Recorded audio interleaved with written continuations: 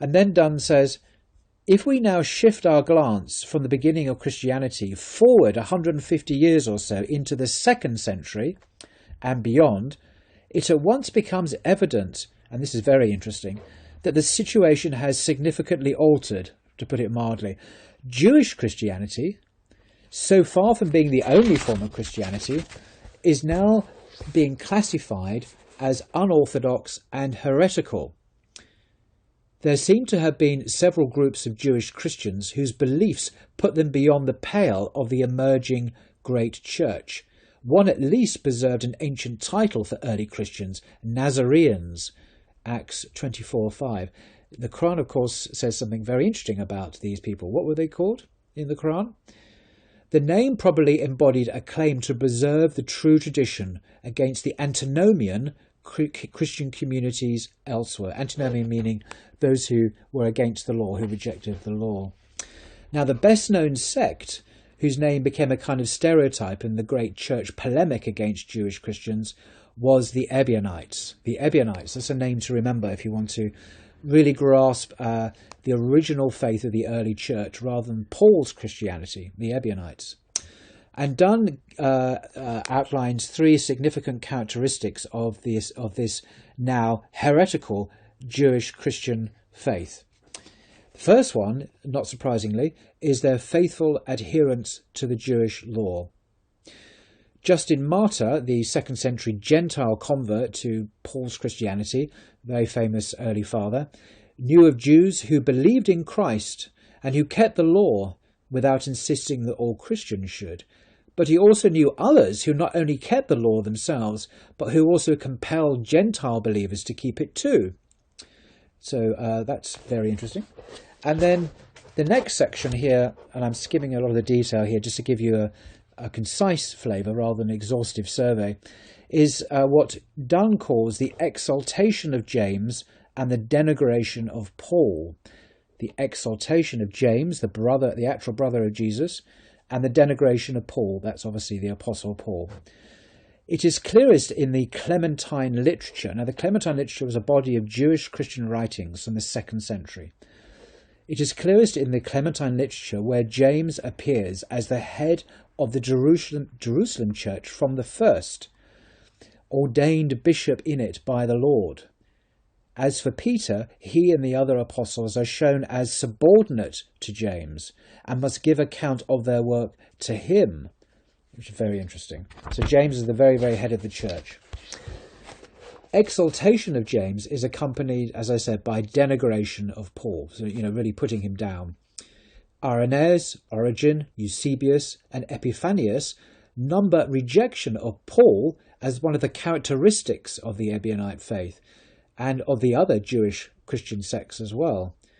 In the Clementines, this Jewish writings again, Paul is vehemently attacked. Peter calls him the man who is my enemy and dismisses his claim to have seen the risen Christ. Wow.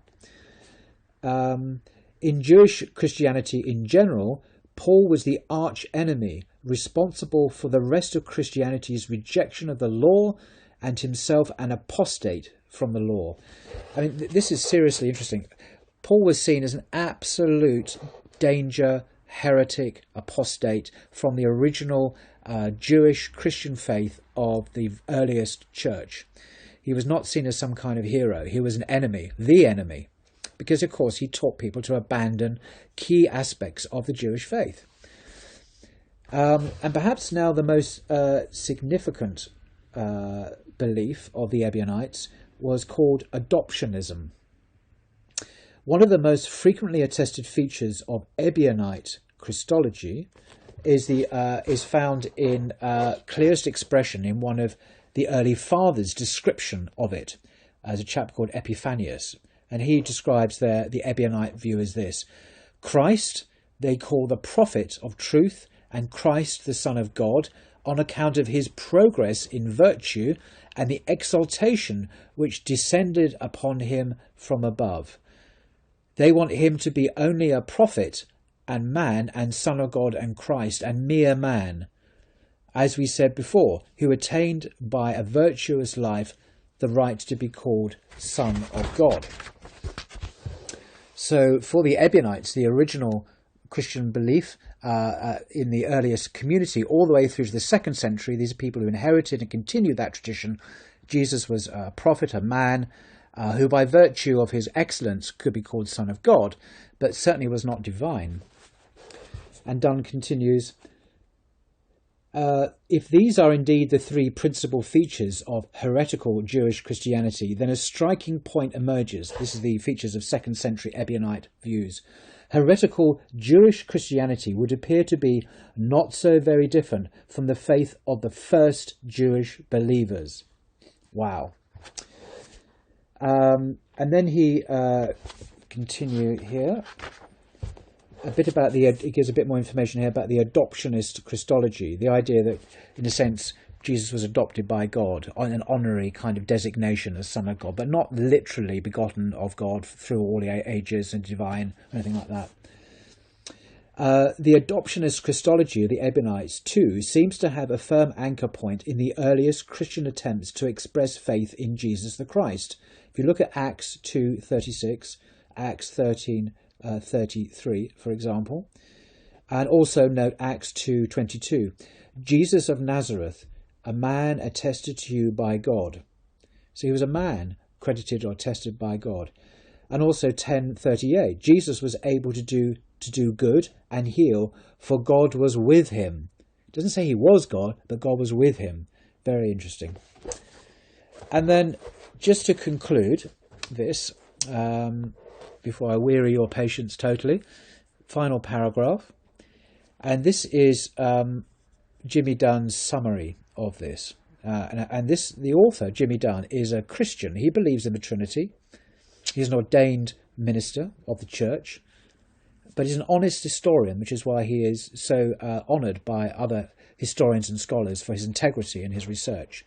And he says this: in short, apart from the different attitudes to the temple cult, the measure of agreement between the earliest Jewish believers and the Ebionites is quite striking.